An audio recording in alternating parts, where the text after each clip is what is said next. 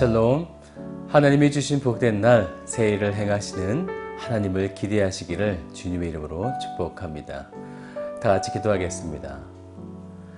사랑의 아버지 하나님 감사드립니다. 오늘 하루를 우리에게 허락하여 주시고 주의 말씀 앞에 서게 하여 주시고 그 말씀 속에 우리에게 행하실 새 일을 꿈꾸게 하여 주시니 감사를 드립니다.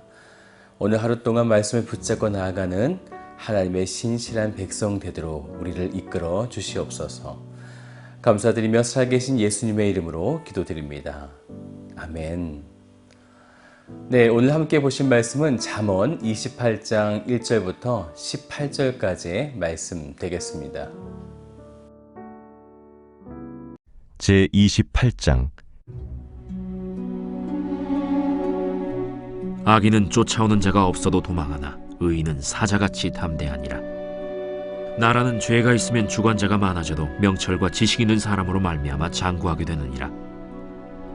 가난한 자를 학대하는 가난한 자는 곡식을 남기지 아니하는 포구 같으니라. 율법을 버린 자는 악인을 칭찬하나 율법을 지키는 자는 악인을 대적하느니라.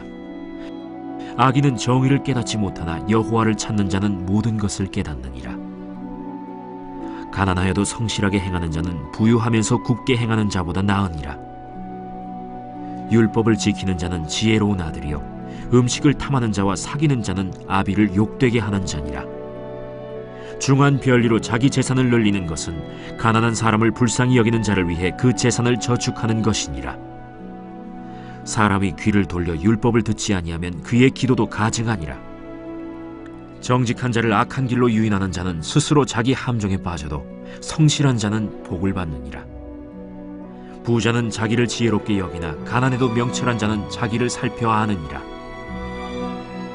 의인이 득이하면 큰 영화가 있고 악인이 일어나면 사람이 숨느니라. 자기의 죄를 숨기는 자는 형통하지 못하나 죄를 자복하고 버리는 자는 불쌍히 여김을 받으리라.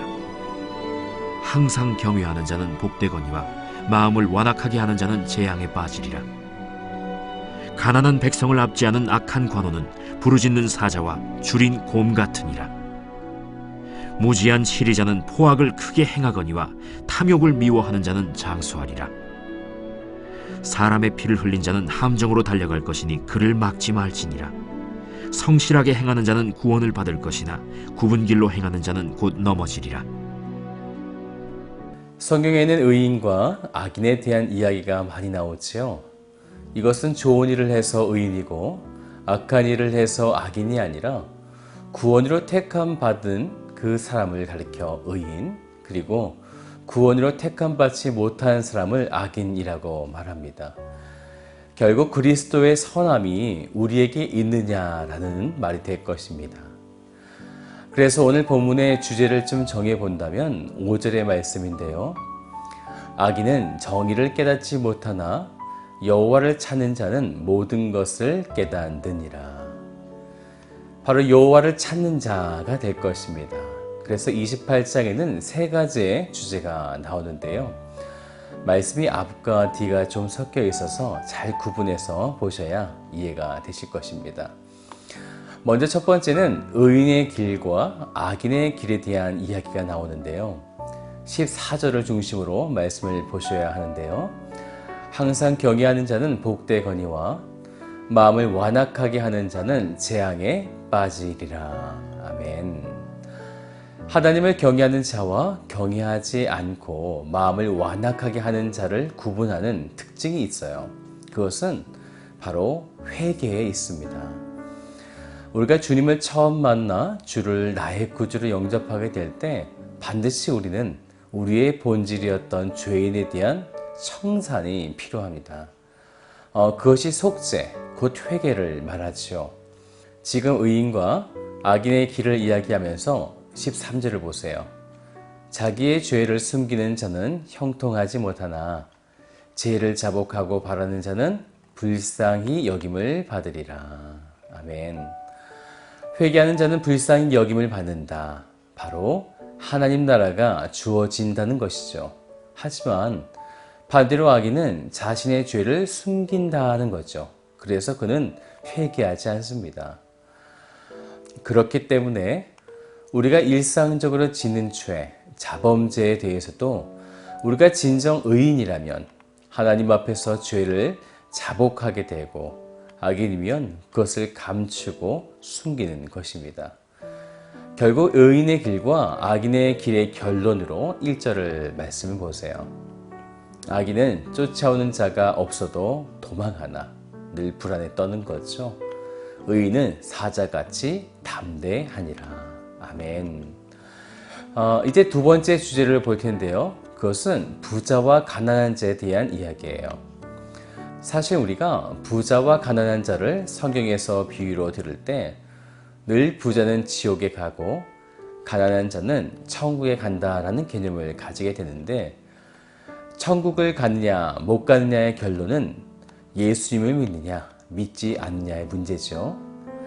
그럼에도 성경은 늘 부자와 가난한 자를 비교하고 있는 것은 눈에 보이는 육적인 평화가 찾아올 때 그 순간 우리는 낙타가 바늘구멍에 들어가는 것보다 더 어려운 형편없는 믿음의 모습을 우리가 가지게 되기 때문입니다.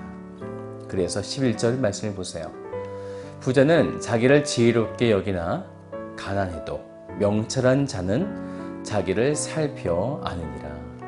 이 말씀은 사실 약간 역설적인데요.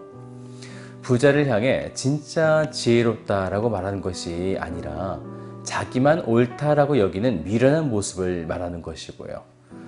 가난해도 명철한 자는 자기를 살펴 아는 분별력이 있다는 것을 말씀하고 있는 것입니다.